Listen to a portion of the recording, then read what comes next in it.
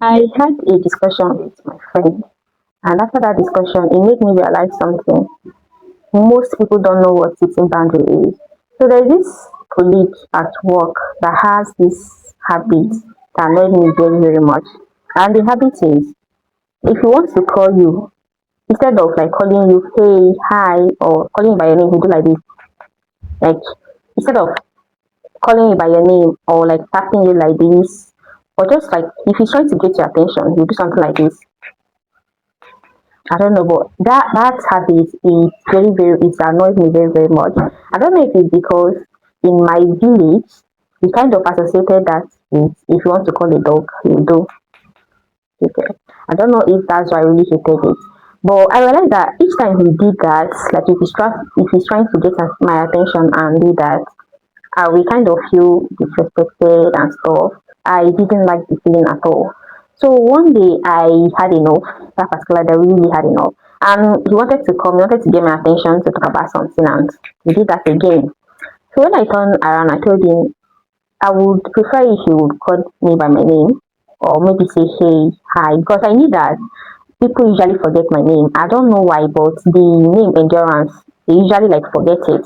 So I told him if you can't remember Endurance, you can call me Oluchi. That's my native name. You can call me Oluchi or just do hey, hi, hello. It is better that way. Like I prefer it that way instead of doing this to me. I don't like it and I don't want to do that to me again.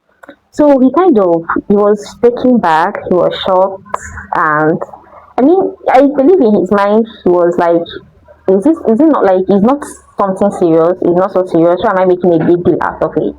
But that's what I told him, and I told him that the next time he called me like this, I'm not going to answer. And you believe that, let me say, a few hours later, he needed to call me for something, and he did that again. To be honest, I don't know if he just did it out of character or if he just did it to know what I would do. But I didn't answer him. I was hearing him doing this. I didn't answer him until he said hello. He called my name and I looked back. I told him, were you trying to call me? So after that day, I realized something, and that's that let me say that back and forth I had with him is what a clear example of creating boundary is all about.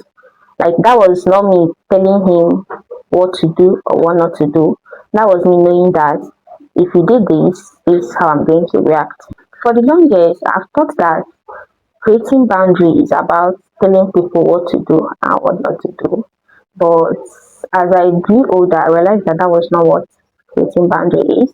So creating boundary is about controlling your own actions, controlling how you're going to react to a certain action. And believe me, I was not the only person that used to think like this. And that is why you see people in the process of creating boundary or something like that, you see them fighting with people, going back and forth or stuff like that. And when you do that, you are confusing the actual boundary with something else. I will give you an example. If I tell somebody, you can't call me by 10 p.m., that is like me trying to control their actions by telling them, do not call me by 10 p.m. But then imagine, compare it with another scenario where I tell the same person, I don't pick calls after 10 p.m. If it's an urgent matter, you can send me a text. If you look at these two examples I give, they are very, very different. The first one is telling this person, you should not call me by 10 p.m. The second one is telling this person, if you call me by 10 p.m., I myself am not going to pick. And that is the difference between the two of them. The second one is what a boundary is about. I think the easiest way to understand what a boundary is to see it as a fence. Just like a fence doesn't prevent people from existing. It doesn't chase people around. It doesn't force anybody to behave. A fence only protects a certain area. It marks where your property begins and where it ends. It's more of it like saying, this is my space, this is what I'm comfortable with. And if there's a need for you to get in at all, then this is how to, and which is using the gate. Healthy boundaries work exactly this way. They are not walls, they are not walls that keep everyone out of your life. They're like fences that shows people how to treat you while still allowing healthy relationships to grow.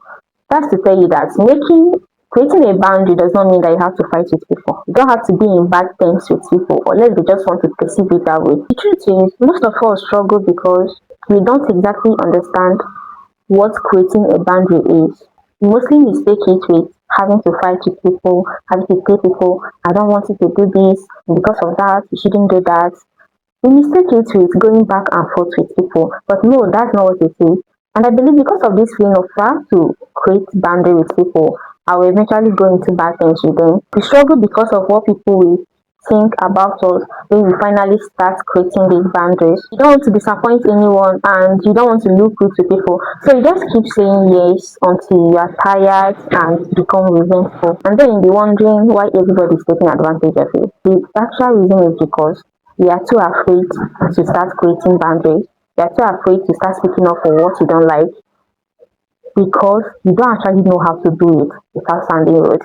If you're somebody like this, or if you've ever felt the need to create a boundary, or maybe you're scared or you don't know how to go about it without ending up looking rude or without ending up fighting with everybody around you, here is 5 things that can help you build healthier and better boundaries. Number one, pay attention to what drains you.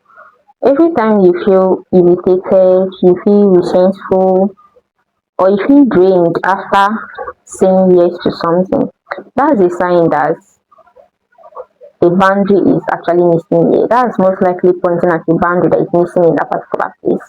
Number two, decide your limit before anyone tests them. It is much easier to keep a boundary you already decided on than to suddenly invent one in the middle of an uncomfortable situation. Know what you are okay with and know what you are not okay with. Number three, stop over explaining. Sentences like no, this would work for me, I don't like it, this should be a complete response to you. The more you feel the need to justify yourself, the more people feel like your decisions are negotiable. For example, I bring back the story of that my colleague with you. If I had told him that the reason I don't like you calling me like this is because in my village we associate it with calling dogs and stuff, like start explaining, maybe I would have found myself listening to his own side of story. Maybe he would tell me that in his own side, they don't associate it with calling a dog, or maybe they see it as a normal thing. And before you know it, you may realize that I will end that discussion without any boundary at all, because I'll listen to his own side of the story, and then I'll be obligated to like listen to it.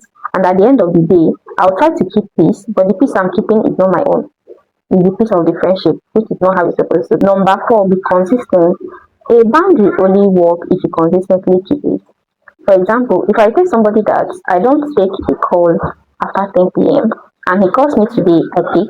He calls me tomorrow, I pick. See that I've told this person that my boundaries are not even real. Maybe I'm just saying it because it makes me feel better. People learn how to treat you by watching what you repeatedly allow. Number five, accept that not everybody will like your boundaries. I know this one is start like very, very hard, especially if you are a former people pleaser and just started trying to create boundaries around yourself. This one is going to be the hardest part of it all. Some people are already comfortable with that version of you that never says no. So when you start protecting your peace, they may start saying that you are proud, you are selfish, or that you are rude. But remember this, the people who benefited from your lack of boundaries may not appreciate the new version of you when you start creating boundaries. And that is okay. And believe me, that is very, very okay.